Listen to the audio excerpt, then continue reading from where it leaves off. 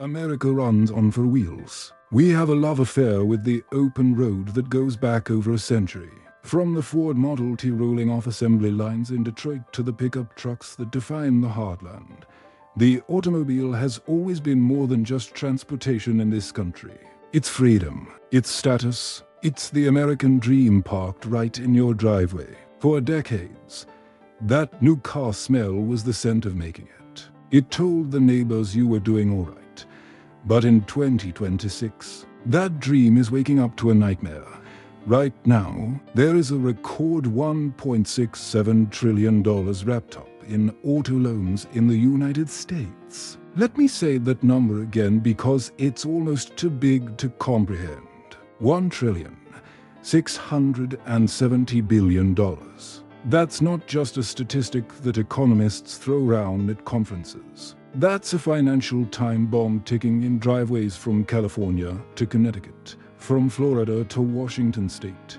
And here's the part that should make every American nervous. Millions of people are falling behind on these payments at a rate we have not seen in over 3 decades. We're talking about delinquency levels that rival the aftermath of past recessions, except this time the economy on paper is supposedly doing just fine. So, what's actually going on out there on Main Street? Why are so many Americans struggling to keep up with their car payments? And more importantly, if you're feeling like your car payment is suffocating you, what can you do about it? If you've ever laid awake at night wondering how you're going to make that auto loan payment, or if you've ever felt that sinking feeling when you realized you owe more on your car than it's actually worth, then this video is for you. You're not alone. You're part of a system that was quietly rigged against you, and today we're going to expose exactly how it works.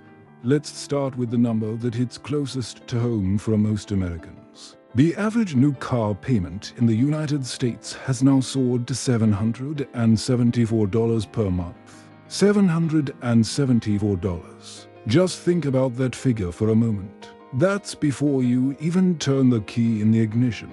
That's before you pay for gas, before you pay for maintenance, before you pay for new tires when you hit a pothole.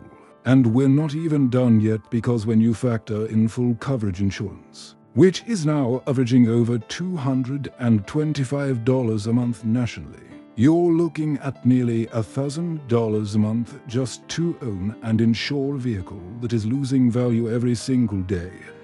$1,000 a month. In many parts of this country, that's a mortgage payment. That's rent for a decent one-bedroom apartment. That's a significant chunk of the average American's take-home pay. And the result of this pressure is showing up in the data, and the data is flashing bright red. Delinquencies on subprime auto loans. Those are loans made to borrowers with less than perfect credit, have surged to their highest levels since 1994. Let me put that timeline in perspective. That's before many of you watching this video were even born. That's when Bill Clinton was in his first term, when Friends was still a new show on television, when the internet was just a weird thing people talked about maybe trying someday. We haven't seen this level of auto loan distress in 32 years, and it's not just subprime borrowers feeling the squeeze. Even prime borrowers, people with good credit scores, people who've always paid their bills on time, are starting to fall behind at rates that should concern everyone. The American consumer is stretched thin. Credit card debt is at an all-time high. The cost of groceries keeps climbing. The cost of housing keeps climbing. And right in the middle of all that financial pressure sits that car payment.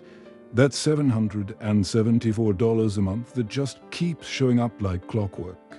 The economy on paper tells one story. The stock market hits new highs. Corporate profits look good, but Main Street America is telling a very different story. And that story is being told through late payments, repossessions, and a growing sense that something is deeply broken in the auto financing system. So how did we get here? How did a Toyota Camry, a sensible family sedan, start costing the same monthly payment as a luxury BMW did just 5 or 6 years ago? How did the average American car buyer end up signing up for payments that stretch out longer than many marriages last? The answer isn't just inflation, though that's certainly part of the story. The real answer is a sneaky, dangerous game that lenders and dealerships have been playing for years now. It's called term stretching, and it might be the biggest financial trap most Americans will ever fall into.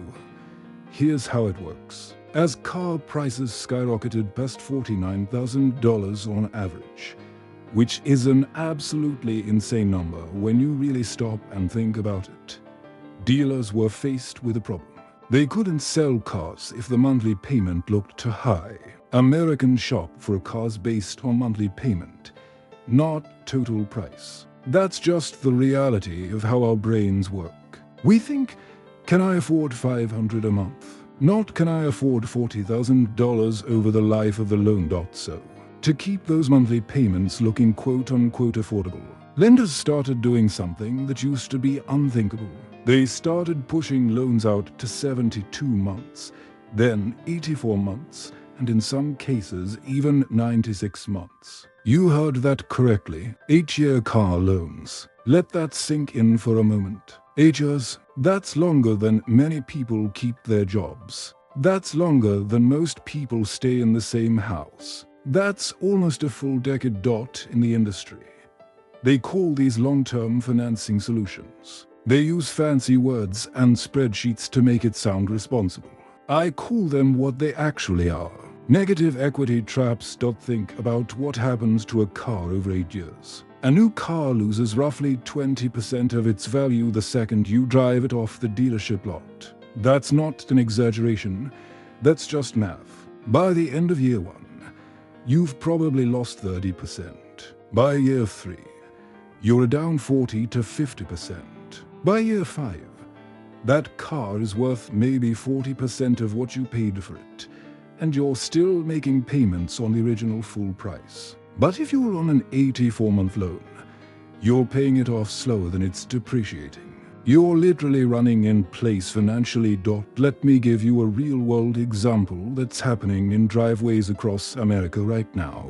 You buy a nice new SUV for $45,000. You put a little money down, roll the taxes and fees into the loan, and you sign up for 84 months at a reasonable interest rate, because rates are high for everyone right now.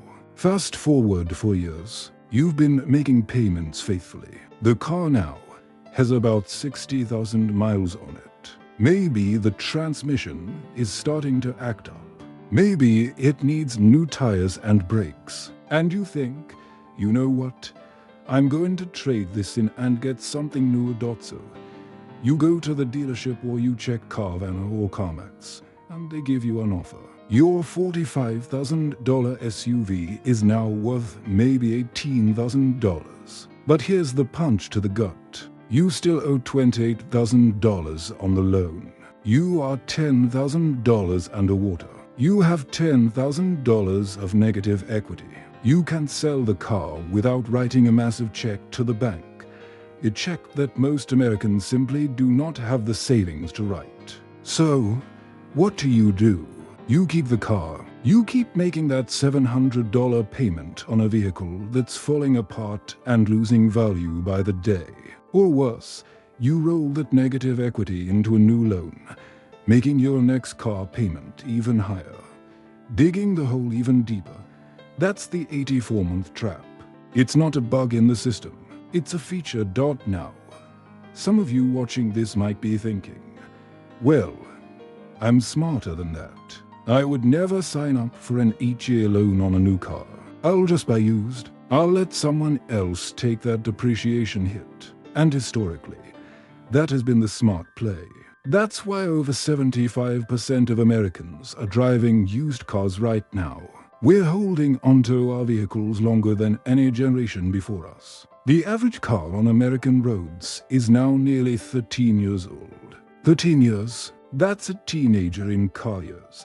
But here's the problem that nobody is talking about loudly enough. The escape hatch of the used car market is getting smaller and smaller, and for many Americans it's closing entirely.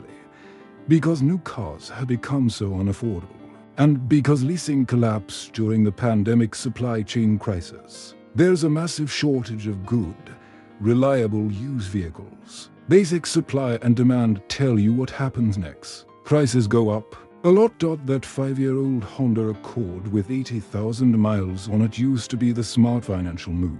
It used to cost maybe $12,000 or $13,000. Today, that same car is going to run you $23,000, $24,000, maybe $25,000, and you're still going to need a loan. The average used car payment in America right now is hovering between $510 and $563 a month. That's for a used car, a car that might need new brakes next year, a car that's out of warranty, a car that you're financing for 4 or 5 years only to have it be 10 years old by the time you finally pay it off.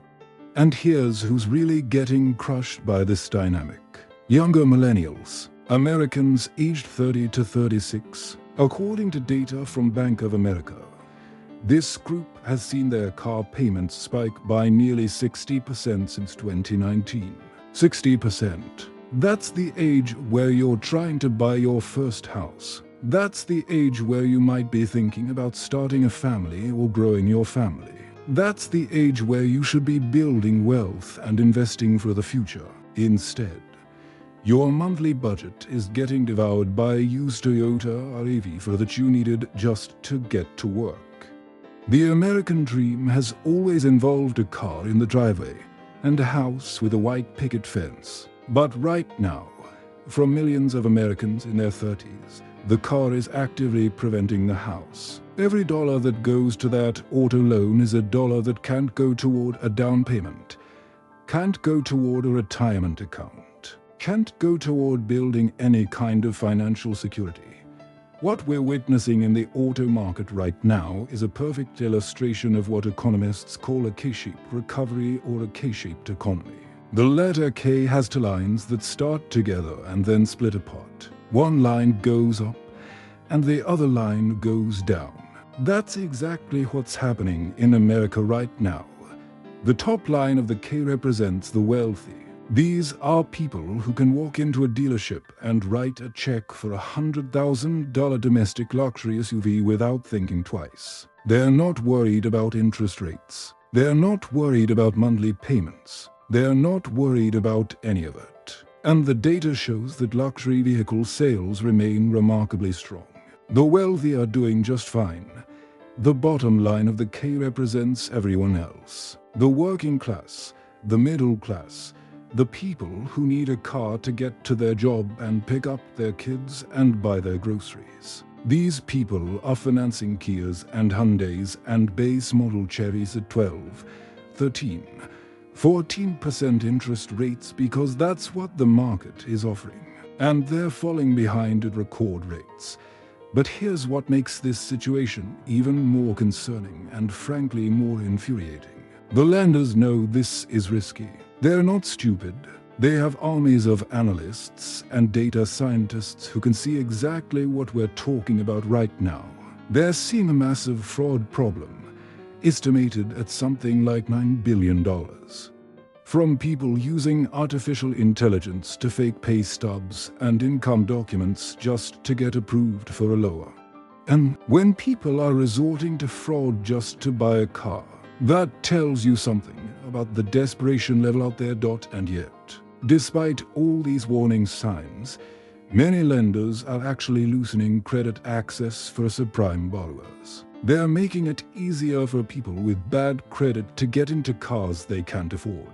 Why would they do that? Why would any rational business lend money to someone who's likely to default? The answer is Wall Street. These auto loans get packaged up, sliced and diced, and sold as securities to investors. The bank or lender originating the loan often doesn't hold onto the risk. They pass it along, collect their fees, and move on to the next deal. They're literally profiting from the risk of you defaulting. And as long as there are buyers for these securities, the lending will continue. even if it's setting up millions of Americans for financial failure. This is why we're seeing a record high share of ultra-long loans. This is why we're seeing a record high number of buyers rolling over negative equity from their last bad car deal into their next bad car deal. It's a debt hamster wheel, and it's spinning faster and faster every single month. All right, I've thrown a lot of doom and gloom at you over the last several minutes. And if you're feeling anxious or frustrated or even angry, that's completely understandable. This system is broken, and it's not your fault that you're caught up in it. But this channel is called the Age of Debt for a reason. Our goal isn't just to scare you. Our goal is to make you smarter than the system, to give you the knowledge and the tools to navigate this mess and come out ahead. So let's talk about what you can actually do, starting today, to protect yourself from the auto loan bubble. First and most importantly, you have to kill the 84-month loan mentality. I'm serious about this. If you cannot afford the monthly payment on a 48-month loan, you cannot afford the car, period, end of discussion. I know that sounds harsh, but stretching the loan out to 6, 7, or 8 years does not make the car cheaper. It just hides the pain and guarantees that you'll be underwater for years. It's like taking a payday loan to cover your grocery bill. You're just kicking the problem down the road and making it bigger. Second, you need to check your all-in number before you ever set foot on a dealership lot. Most Americans only look at the sticker price or the estimated monthly payment. That's a mistake. You need to get an insurance quote before you buy. That $700 car payment might actually be $1,000 a month once Geico or Progressive gets done with you. Add up the payment, the insurance, an estimate for gas, and a small buffer for maintenance. If that total number is more than 15% of your monthly take-home pay, you are entering the danger zone. You're setting yourself up for months or years of financial stress. Third, and I know this one isn't fun to hear, you might need to embrace what I call the beater with a heater. A paid-off 10-year-old Toyota or Honda might not impress your neighbors. It might not have the newest touchscreen or the fanciest safety features. But you know what it does have. No monthly payment. And right now, with the average age of cars on American roads at an all-time high of nearly 13 years, you are in very good company if you're driving something older. The freedom of no car payment is worth more than any new car smell. Trust me on this. Fourth, here's a pro tip that most people aren't paying attention to yet. A massive wave of roughly 300,000 electric vehicle leases is about to flood the used car market over the next year or two. That means used EV prices are poised to drop significantly. If you have a place to charge at home or at work, and if an electric vehicle fits your lifestyle, there are going to be some incredible deals coming. Patience could save you thousands of dollars.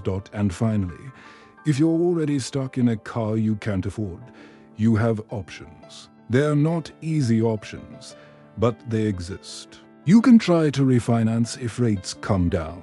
You can look at selling privately rather than trading in, since private sales almost always get you more money. In some cases, you might even consider voluntarily surrendering the vehicle if you're facing repossession anyway. That's a nuclear option that will hurt your credit. But sometimes it's better than drowning in payments for years. The $1.67 trillion auto loan bubble is more than just a big, scary number. It's a perfect symbol of the age of debt we're all living in. It's a system designed to keep you paying interest on a depreciating asset for as long as humanly possible. It's a system that benefits lenders and Wall Street far more than it benefits you, the person who just needs to get to work and back. But knowledge is the key to the handcuffs. Understanding how the game is played is the first step toward refusing to play by their rules. You don't have to sign the 84-month loan. You don't have to trade in a perfectly good car just because it hit 100,000 miles. You don't have to keep up with the payments of your neighbors and coworkers. Are you stuck in a car payment you regret? Or have you managed to join the No Car Payment Club? I genuinely want to hear from you.